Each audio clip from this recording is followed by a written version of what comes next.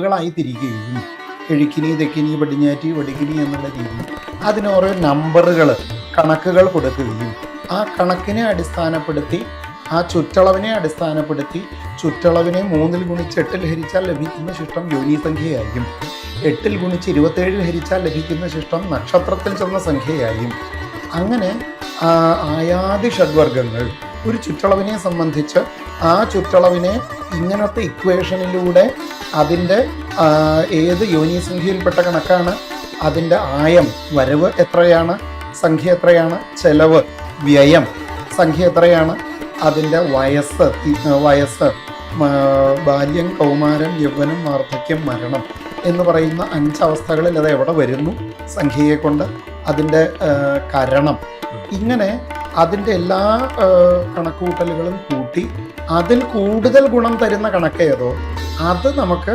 ഉത്തമമാണ്, അത് നമുക്ക് ഈ ഇതിലേക്ക് എടുക്കാം. അമ്പലത്തിന്റെ കൂടുതൽ കോംപ്ലിക്കേറ്റഡ് താങ്കൾ പറഞ്ഞ പോലെ ക്ഷേത്ര നിർമ്മാണം പട്ടശ്രീകോവിലൊക്കെ ആണെങ്കിൽ പിന്നെ എല്ലാ കഴുക്കോലും ഒരു പോയിന്റിലേക്കല്ലേ എത്തുന്നത്. വീടുകളാകുമ്പോൾ അത്രയില്ല.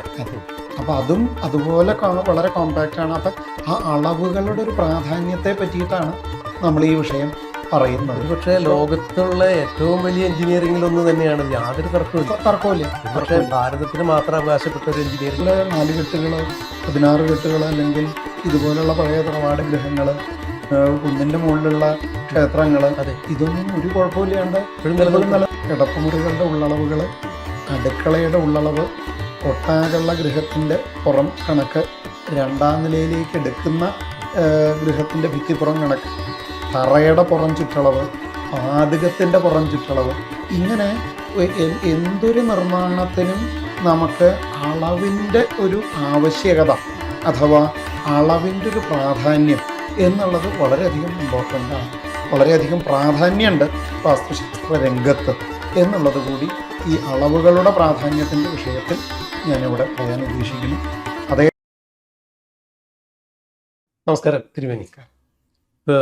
വാസ്തുവിനെ കുറിച്ച് ധാരാളം അറിവുകൾ പല എപ്പിസോഡുകളിലായി വിശ്വാസത്തിൻ്റെ പ്രേക്ഷകർക്കായി വ്യക്തിപരമായി എനിക്കുമായി പങ്കുവെക്കുകയുണ്ടായി. വളരെ സന്തോഷം.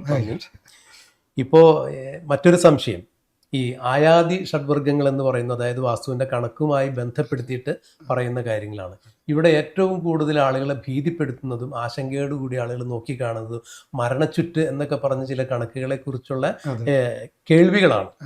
അപ്പോൾ എന്താണ് ഈ മരണച്ചുറ്റ്, ആയാതി ഷഡ്വർഗങ്ങൾ എന്നൊക്കെ അറിയാൻ വേണ്ടിയിട്ട് താല്പര്യമുണ്ട്. എനിക്കും താല്പര്യമുണ്ട്, നമ്മുടെ പ്രേക്ഷകർക്കും താല്പര്യമുണ്ട്. തീർച്ചയായും അതേക്കുറിച്ചൊന്ന് പറയും. ശരി, നമസ്കാരം. ഈ വിശ്വാസം എന്ന ഇതിൻ്റെ ചാനലിൻ്റെ പ്രേക്ഷകർക്ക് സ്വാഗതം. ഒരു പുതിയ എപ്പിസോഡിലേക്ക് സ്വാഗതം.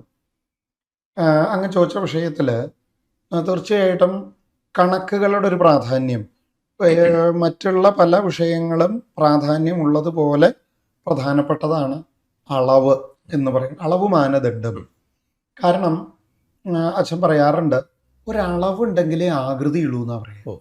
ഇപ്പോൾ നമ്മൾ പറയുകയാണ് ഇത്ര നീളവും വീതിയുള്ള ഒരു മുറി, ഇപ്പം നമ്മൾ ഇരിക്കുന്ന മുറി 20 അടി നീളവും 10 അടി വീതിയുള്ള മുറി.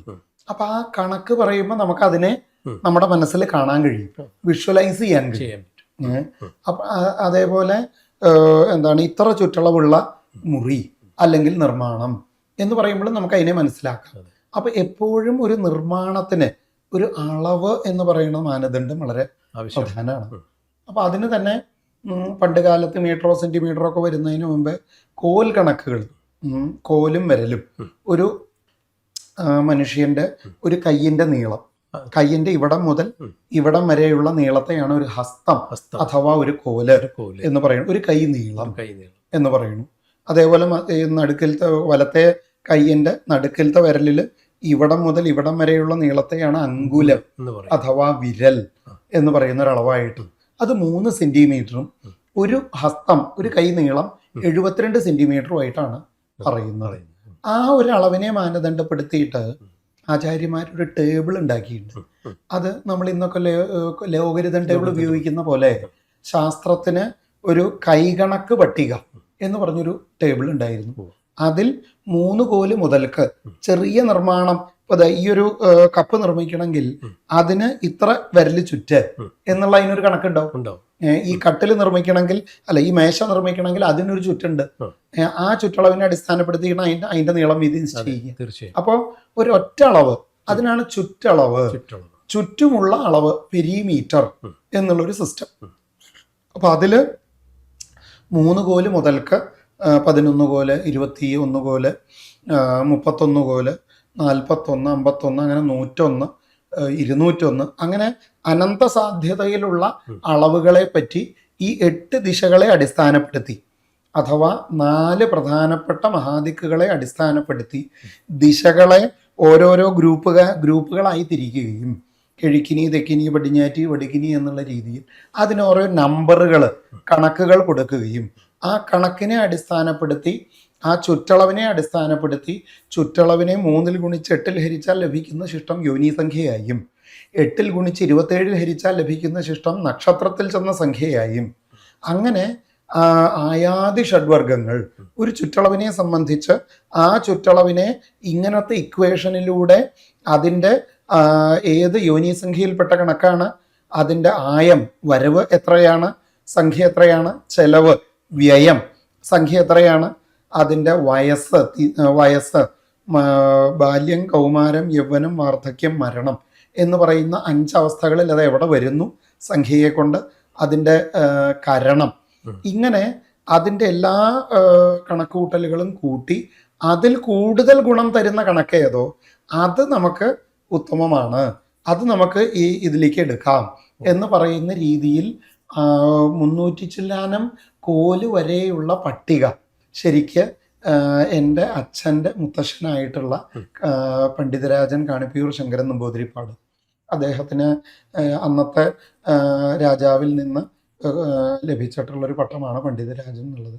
അദ്ദേഹം 1930കളിലൊക്കെ അച്ചടി തുടങ്ങി, പ്രസ് തുടങ്ങി, എന്നിട്ട് ഇങ്ങനെയുള്ള പഞ്ചാംഗം ഉൾപ്പെടെയുള്ള അതന്നെ പഞ്ചാംഗം ഉൾപ്പെടെയുള്ളത് പ്രസിദ്ധീകരിക്കാൻ, അച്ചടിച്ച് പ്രസിദ്ധീകരിക്കാൻ തുടങ്ങിയത് ആ കാലത്താണ്.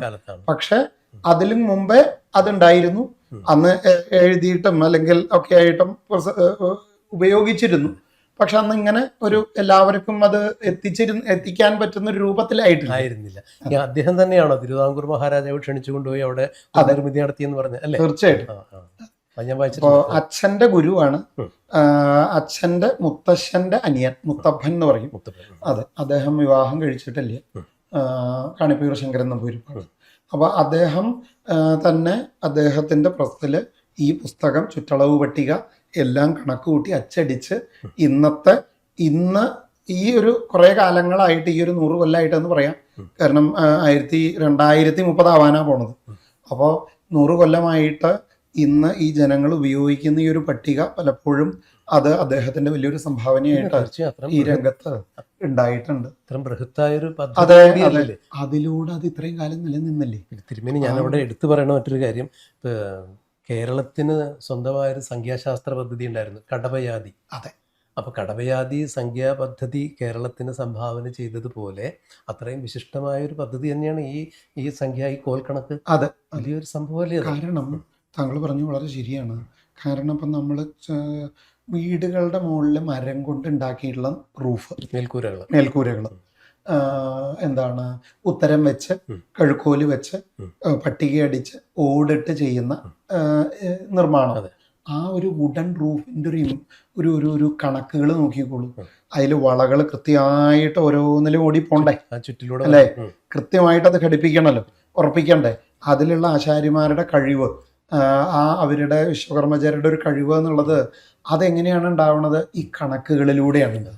അത്രയും കണക്ക് കൃത്യമായാൽ ആ നിർമ്മാണം കറക്റ്റായിട്ട് അത് കൂടും.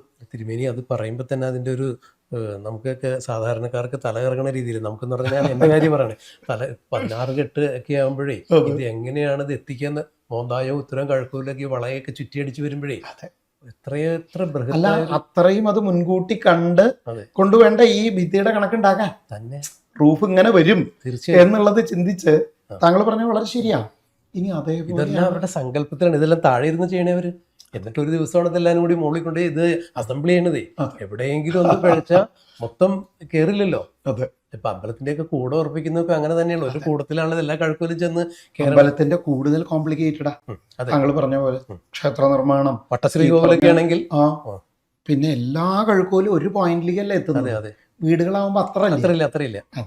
അപ്പൊ അതും അതുപോലെ വളരെ കോമ്പാക്റ്റ് ആണ്. അപ്പൊ ആ അളവുകളുടെ ഒരു പ്രാധാന്യത്തെ പറ്റിയിട്ടാണ് നമ്മൾ ഈ വിഷയം പറയുന്നത്. ഒരുപക്ഷെ ലോകത്തുള്ള ഏറ്റവും വലിയ എഞ്ചിനീയറിംഗിൽ ഒന്ന് തന്നെയാണ് ഇത്. യാതൊരു തർക്കമില്ല. തർക്കമില്ല. ഒരുപക്ഷെ ഭാരതത്തിന് മാത്രം അവകാശപ്പെട്ട ഒരു എഞ്ചിനീയറിംഗ് തീർച്ചയായിട്ടും. കാരണം ഇപ്പോഴും അത് പഠിക്കാൻ ഇന്ന് പഠിക്കുന്ന ആർക്കിടെക്ട്സ്, അവർക്ക് തൃശ്ശൂരില് നമുക്ക് അച്ഛൻ്റെ ശിഷ്യനായിട്ടുള്ള ഒരു ആശാരി ആർക്കിടെക്ട്സിന് വേണ്ടിയിട്ട് ഇത് ഡെമോൺസ്ട്രേറ്റ് ചെയ്ത് ക്ലാസ് എടുക്കുന്നുണ്ട്. ഇത് ഈ ഒരു വുഡൻ റൂഫ് സിസ്റ്റത്തിൽ ഈ നിർമ്മാണം വള എങ്ങനെയാണ്, എന്താണ്, അതിനെങ്ങനെയാണ് അളവ് നിശ്ചയിക്കുന്നത്, ഉത്തരത്തിൻ്റെ വീതിക്കനുസരിച്ച് കഴുക്കോലിൻ്റെ വീതി നിശ്ചയിക്കുന്നു, അതിൻ്റെ കനം, ഉയരം, എങ്ങനെ അതിനെ ഉറപ്പിക്കുന്നു, ഇങ്ങനെയുള്ള അതിൻ്റെ ചില ജോയിനറി ഡീറ്റെയിൽസ്, ഇതൊക്കെ തന്നെ പഠിക്കാൻ അവർക്കും താല്പര്യമുണ്ട്. അത് വളരെയധികം പഠിക്കേണ്ട ഒരു വിഷയമാണ്. പലപ്പോഴും നമ്മുടെ ആധുനിക ശാസ്ത്രത്തിൽ ഉൾപ്പെടുത്താത്ത ഒരു കറിക്കുലമാണ്. തീർച്ചയായും ഞാൻ മനസ്സിലാക്കിയെടുത്തോളം ഇപ്പൊ നമ്മൾ ഈ കട്ടിലൊക്കെ ഉണ്ടാക്കുമ്പോൾ ബോൾട്ട് നെറ്റൊക്കെ ഇട്ട് മുറുക്കിയാണല്ലോ. ഇതിന് എവിടെ ഇതില്ല. ഉത്തരം ഉണ്ടാക്കുന്നു, മോന്തായം പിടിപ്പിക്കുന്നു, കഴുക്കൂല് വയ്ക്കുന്നു, വളയിടുന്നു. ഇതിലിതാണ് ഉറച്ചു നിൽക്കുന്നത്. പിന്നീട് പട്ടിക അടിച്ചിട്ട് പട്ടികയ്ക്ക് മാത്രമാണ് കഴുക്കൂലിൽ ആണി അടിക്കുന്നത്, പിന്നെ ഓട് വയ്ക്കുന്നു. അപ്പൊ ഈ നിർമ്മിതി വേറെ എവിടെയും ഒരു ഇത്രയും ഒരു കോംപ്ലക്സ് ആയിട്ട്, ഇത്രയും ഒരു സങ്കീർണമുള്ള പിന്നെ ഒരു എന്നാൽ അത്രയൊരു കൂട്ടിപ്പിടുത്തുള്ളത്, അത്ര ഉറപ്പ്. എത്ര കൊടുങ്കാറ്റ് വന്നാലും ഇപ്പൊ ആടി ഒലിഞ്ഞു പോകാത്ത എത്ര പഴയ നിർമ്മിതി നിൽക്കുന്നു ഇല്ലേ? തീർച്ചയായിട്ടും വലിയൊരു കാര്യമാണ്. പറയുമ്പോൾ നമ്മൾ ഈ ഇരുന്ന് സംസാരിക്കുന്ന ഓഫീസിന്റെ തൊട്ടപ്പുറത്തുള്ള നമ്മുടെ കോമ്പൗണ്ട് തന്നെ, അവിടെ ഇന്നലെ വലിയൊരു കാറ്റുണ്ടായിരുന്നു, 2 മരം ഒടിഞ്ഞു വീണിട്ടുണ്ട്. അപ്പോൾ ഇതൊക്കെ നമ്മുടെ മുൻപിലുള്ള ഉദാഹരണങ്ങളാണ്. എത്ര വലിയ പഴയ കാലത്തുള്ള പൗരാണിക കെട്ടിടങ്ങൾ, അത് തീർത്തും ഈ കഴുക്കോലും ഓടുമൊക്കെ വെച്ചത് ഇപ്പോഴും ഒരു അനക്കമില്ലാതെ നിലകൊള്ളണം. അതൊക്കെ ഒരു വലിയൊരു, താങ്കൾ മുമ്പ് പറഞ്ഞ പോലെ 4 കെട്ടുകള്, 16 കെട്ടുകൾ, അല്ലെങ്കിൽ ഇതുപോലുള്ള പഴയ തറവാട് ഗൃഹങ്ങള്, കുന്നിന്റെ മുകളിലുള്ള ക്ഷേത്രങ്ങള്, ഇതൊന്നും ഒരു കുഴപ്പമില്ലാണ്ട് ഇപ്പോഴും നിലനിൽക്കല്ലേ. അതിൻ്റെയൊക്കെ ഒരു അളവുകളുടെയും മറ്റുള്ള നിർമ്മാണത്തിന്റെയും രൂപകൽപ്പനയുടെ ഒക്കെ ഒരു പ്രാധാന്യം എന്ന് പറയുന്നത്, അളവുകൾക്ക് അത്ര ഇമ്പോർട്ടൻസ് വാസ്തുശാസ്ത്രത്തിലുണ്ട് എന്നാണ് ഞാൻ പറഞ്ഞു വന്നത്. അവർക്കതൊരു തപസ്സായിരുന്നു. അപ്പോൾ കണിപ്പയ്യൂര് കൃഷ്ണൻ നമ്പൂരി, അദ്ദേഹത്തിന്റെ മകൻ കൃഷ്ണൻ നമ്പൂരിയുടെ മുമ്പിലാണ് ഞാൻ ഇരിക്കുന്നത്. അപ്പൊ അത് ഒരു പരമ്പരയായിട്ട് പകർന്നു കിട്ടിയ ഒരു പൈതൃക പുണ്യം, അതൊരു തപസ്സാണത്. ഓരോ തലമുറയുടെയും തപസ്സാണ്. തീർച്ചയായിട്ടും അത് അടുത്തടുത്ത തലമുറയിലൂടെ ജനറേറ്റ് ചെയ്യുമ്പോൾ നമ്മുടെ സമൂഹത്തിനാണ് അതിന്റെ ഗുണം. ഒപ്പം തന്നെ ഈ ഭാരതത്തിന്റെ സനാതന സംസ്കൃതിയിൽ ഒന്നുകൂടി വിളിച്ചോതാണ് നമ്മുടെ സംസ്കൃതി. അതിന്റെ ഒരു സംസ്കാരം നിലനിൽക്കണു. പിന്നെ ഇത് ഇതേപോലെ തന്നെ ഇപ്പോഴും നിർമ്മിക്കാനുള്ള പുതിയ കാലത്തുള്ള ചെറുപ്പക്കാരായിട്ടുള്ള ആൾക്കാര് പഠിച്ച് മുന്നിട്ടിറങ്ങുന്നു. അപ്പം അതൊക്കെ നമുക്ക് വലിയൊരു ഇതിൻ്റെ ഒരു നിലനിൽപ്പിനെ നമുക്ക് നന്നായിട്ട് സ്വാധീനിക്കാൻ കഴിയുന്നുണ്ട് എന്നുള്ളതും, അതിൽ ഈ വാസ്തുശാസ്ത്രത്തിൻ്റെ തത്വങ്ങൾ പലർക്കും അത് അറിഞ്ഞോ അറിയാതെയോ ഈ അളവുകളുടെ ഗുണങ്ങൾ ഇതൊക്കെ തന്നെ. കാരണം നമ്മളൊരു കിടന്നുറങ്ങുക എന്ന് പറയുന്നത് നമ്മുടെ ശരീരത്തിനെ വളരെയധികം ഒരു എന്താ പറയുക നമുക്ക് പിറ്റേ ദിവസത്തെ ഒരു ഊർജത്തിന് വളരെ കാരണമായിട്ടുള്ളൊരു കാര്യമല്ലേ. ഇന്നത്തെക്കാളും ഉന്മേഷം കലർന്ന് നാളെ ഉയർന്നെഴുന്നേക്കണം അല്ലേ, പാടിയതുപോലെ. തീർച്ചയായിട്ടും ആ നമ്മുടെ ഉറക്കം എന്ന് പറഞ്ഞ ഉന്മേഷത്തോട് ഉണരാനുള്ള ഒരു എന്താണ് അതിനുള്ളൊരു മുന്നോടിയായിട്ട് ചെയ്യുന്ന ഒരു കാര്യം. അത് നടത്തേണ്ട സ്ഥലം പ്രകൃതിക്ക് ഇണങ്ങി കിടക്കുന്ന വിധത്തിൽ, പ്രകൃതിക്ക് യോജിക്കുന്ന വിധത്തിൽ ചെയ്യുക എന്നുള്ളതും ശാസ്ത്രത്തിൽ വളരെ പ്രധാനമാണ്. അതുകൊണ്ട് തന്നെ മുമ്പ് പറഞ്ഞ പോലെ കിടപ്പുമുറികളുടെ ഉള്ളളവുകൾ, അടുക്കളയുടെ ഉള്ളളവ്, ഒട്ടാകുള്ള ഗൃഹത്തിന്റെ പുറം കണക്ക്, 2ാം നിലയിലേക്ക് എടുക്കുന്ന ഗൃഹത്തിന്റെ ഭിത്തിപ്പുറം കണക്ക്, തറയുടെ പുറം ചുറ്റളവ്, പാതകത്തിന്റെ പുറം ചുറ്റളവ്, ഇങ്ങനെ എന്തൊരു നിർമ്മാണത്തിനും നമുക്ക് അളവിൻ്റെ ഒരു ആവശ്യകത അഥവാ അളവിൻ്റെ ഒരു പ്രാധാന്യം എന്നുള്ളത് വളരെയധികം ഇമ്പോർട്ടൻ്റ് ആണ്. വളരെയധികം പ്രാധാന്യമുണ്ട് വാസ്തുശാസ്ത്ര രംഗത്ത് എന്നുള്ളത് കൂടി ഈ അളവുകളുടെ പ്രാധാന്യത്തിൻ്റെ വിഷയത്തിൽ ഞാനിവിടെ പറയാൻ ഉദ്ദേശിക്കുന്നു. അതേപോലെ തന്നെ മുമ്പ് അങ്ങ് ചോദിച്ച പോലെ ഇതിനും കൃത്യമായിട്ടുള്ളൊരു പദ്ധതി, വളരെ കൃത്യമാണ് മുമ്പത്തെ ചോദ്യം, ഈ ഒരു കണക്കിലുള്ളൊരു ഗ്രഹം ജനിക്കപ്പെടുകയാണ് അവിടെ. അതെ, തീർച്ചയായും. അതാണ് ഈ ആയാതി ഷഡ്വർഗങ്ങൾ നോക്കി നക്ഷത്രം, തിഥി, വയസ്സ്, ആ നിർമ്മാണം അങ്ങോട്ട് കഴിയുമ്പോൾ ആ അളവിലുള്ളൊരു ഗ്രഹം അവിടെ ജനിക്കപ്പെടുന്നു എന്നുള്ള അർത്ഥത്തിലാണ്. അതെ. അപ്പൊ അത് നമുക്ക് ഏത് രീതിയിൽ നമുക്ക് ഗുണം തരുന്നു, ആ അളവിൻ്റെ ഗുണഗണങ്ങളൊക്കെ ആ ഗ്രഹത്തിലേക്ക് തന്നെ വന്നു ചേരുന്ന ഒരവസ്ഥ ഉണ്ടാകുന്നു എന്നുള്ളതാണ് ആ ഗ്രഹങ്ങൾ അത്രയും നല്ല രീതിയിൽ നിലനിന്നു എന്നുള്ളതിൻ്റെ. ചിലതിന് ചില ലക്ഷണപ്പഴകുകളെ കൊണ്ട് ഇല്ലാണ്ടായി പോയിട്ടുമുണ്ട്. അത് നേരത്തെ പറഞ്ഞാൽ ഈ ആയാതി ഷഡ്വർഗ്ഗങ്ങൾ ആ കണക്കുകൾ സമന്വയിപ്പിക്കുന്നതിൻ്റെ കൃത്യമായ ചേരുവ, കൃത്യമായ അണുവിട തെറ്റാതെ അങ്കുലവും അളവും ഒക്കെ കൃത്യമായിട്ട് ചേരുമ്പോൾ ലക്ഷണയുക്തമായ ഒരു സൃഷ്ടി അവിടെ ജന്മം കൊള്ളുന്നു. ആ ജന്മത്തിൻ്റെ ഫലം കൃത്യമായും അതിലുള്ള ആളുകൾക്ക് കൃത്യമായി ശാന്തതയോടുകൂടി അനുഭവിക്കാൻ സാധിക്കും. എവിടെയെങ്കിലും ഒരു പിഴവ് പറ്റുകയാണെങ്കിൽ അത് തീർച്ചയായും കാണിക്കുകയും ചെയ്യും.